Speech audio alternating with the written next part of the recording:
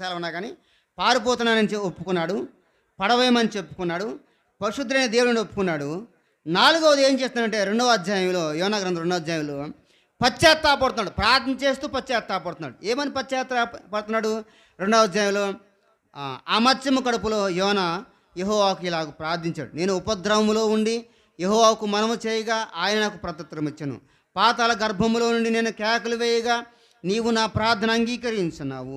నీవు నన్ను అగాధమైన సముద్ర గర్భములో పడవేసి ఉన్నావు.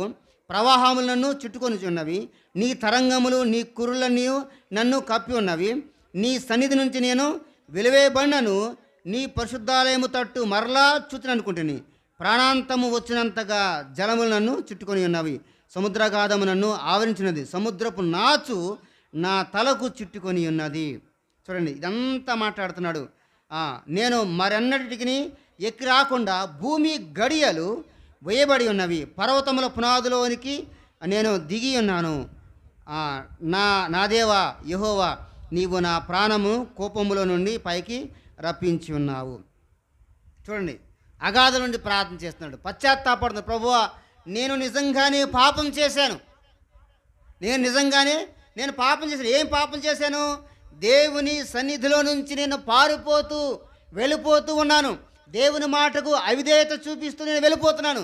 కాబట్టి అతను ఏం చేస్తున్నాడంటే ప్రార్థన చేస్తున్నాడు. ఏం ప్రార్థన? పశ్చాత్తాపంతో కూడిన ప్రార్థన. ఇదే నిజమైన మారుమనసు. రిపెంటెన్స్ అంటే అర్థం ఏంటంటే పశ్చాత్తాపడుట అని అర్థం. మారుమనసు ఉందని చాలామంది అడుగుతూ ఉంటారు. మారుమనసు అంటే అర్థం ఏంటంటే పశ్చాత్తాపడుట. పాపమును గూర్చి పశ్చాత్తాపడి మరలా తిరిగి ఆ పాపము జోలికి వెళ్లకుండా ఉండుట. దాన్నే పశ్చాత్తాపం అంటాం తెలుగులో.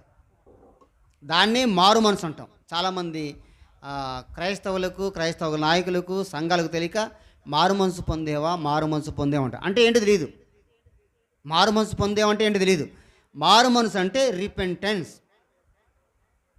పశ్చాత్తాపడుట. చేసిన పాపము గురించి పశ్చాత్తాపడి మరలా దాని జోలికి వెళ్ళకుండా ఉంటారు. అదే చెప్పాడు, అతిక్రమము దాచిపెట్టేవాడు వర్ధిల్లడు కానీ దాన్ని ఒప్పుకొని చెప్పండి విడిచిపెట్టేవాడు కనికరం పొందును. ఏం చేయాలంటే మనము పాపము చేసినప్పుడు దాన్ని ఒప్పుకోవాలి.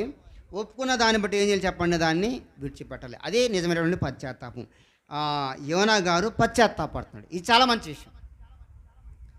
చాలామంది పాపం చేస్తారు కానీ దాని గురించి పశ్చాత్తాపడరు.